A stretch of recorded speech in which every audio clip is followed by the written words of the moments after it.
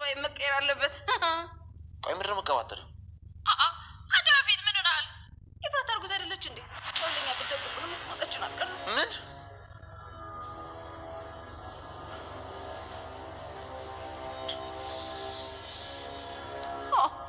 እንደለመድከው ዝጋው።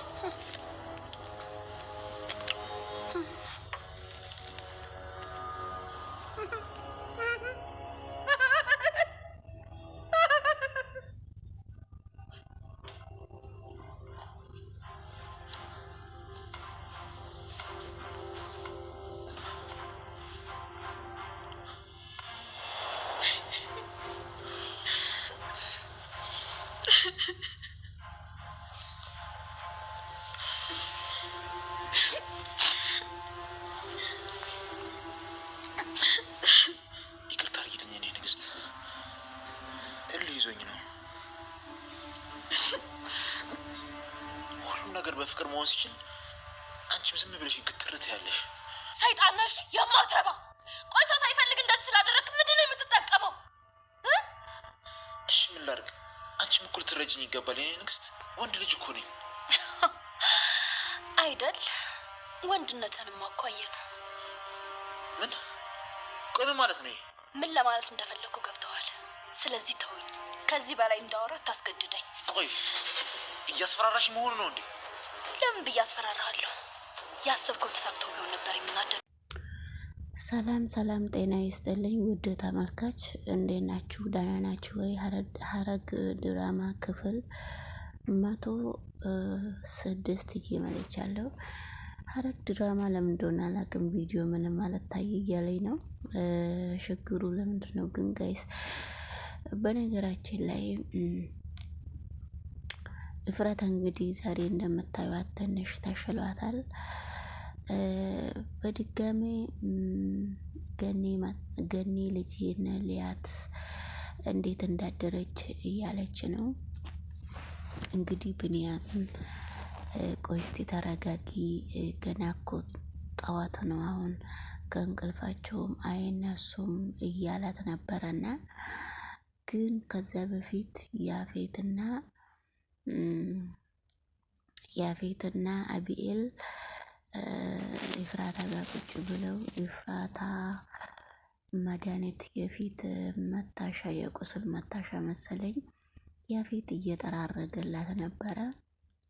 ከዛ የኔ ንግስት ምግብ በላሽ ወይ? ምግብ ምን ላድርግልሽ እያላት ነበረና ምግብ እኔ ሰርቼላት ነበረ አልበላም አለችኝ።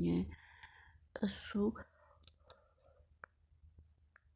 ለያፌት እንግዲህ ምግብ ሰርቼ ነበረ አልበላም አለችኝ ብሎ ለያፌት አቢኤል ሲነግረው አንተ አፍክን ስጋ ምንም የምታውቀው ነገር የለም ብሎ ያፌት አቢኤልን አፋፉን ስለው ሉሊት ስልክ ደወለች።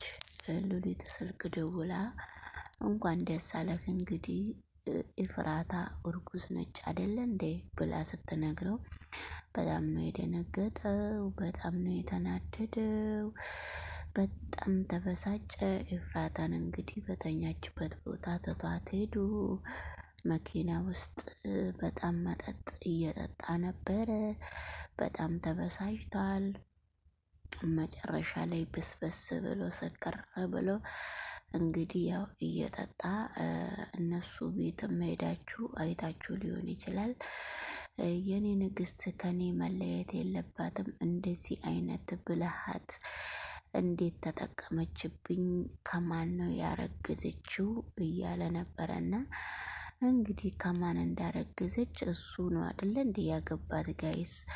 እና እሱን አስተኝታ ኤፍራታ የት እንደሄደች እሱ ራሱ ያውቃልና እና እንግዲህ አለቃው ጋር ያ የሚላላክለት ልጅ ጋር ደውሎ ቶሎ ብለክ አማራጭ ፈልግልኝ፣ የሚያስወርድ መድኃኒት ፈልግልኝ እያለው ነው። እንግዲህ እንዴት እንደዛ ታረጋለህ? በህይወት ውስጥ ጥሩ አይደለም እያለው ነበረና ከሱ ጋራ የሚሰራ ልጅ እና እሱ ያፌት ካሁን በፊት ቪዲዮ የተለቀቀው ቪዲዮ ከሴት ጋራ ኖሮ ሴት መውለድ እንደማይችል እንደታመመ ነገር ነበረ ካሁን በፊት አንዳንድ ቪዲዮ ላይ የተገለጸለት ማለት ነውና እንግዲህ ኤፍራታ በስተመጨረሻ ላይ ሰምታ መናገር አልቻለችም።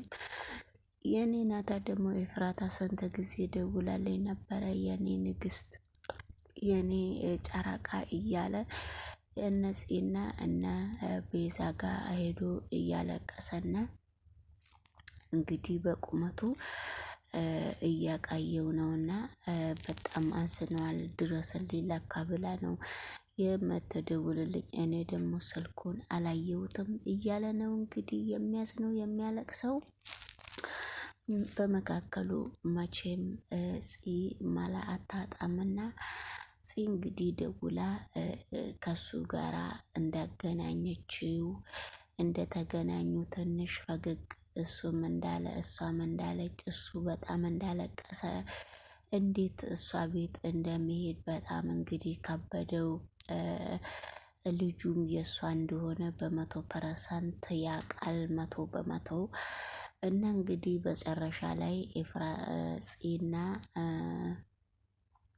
ፂና ቤዛ ምግብ ሰርተክ አንተና ቢንያም ለሷ እንድትወስዱ ኤፍራታ ያንተ ምግብ ፈልጋ ነው ብለው እንግዲህ እየተሯሯጡ ነው።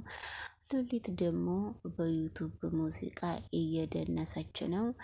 እንግዲህ እዛ ምግብ ሰርተው ቢኒሄዱ እሱ ብቻ ነው የኔ ናታ ብቻ ነው ያልሄደው።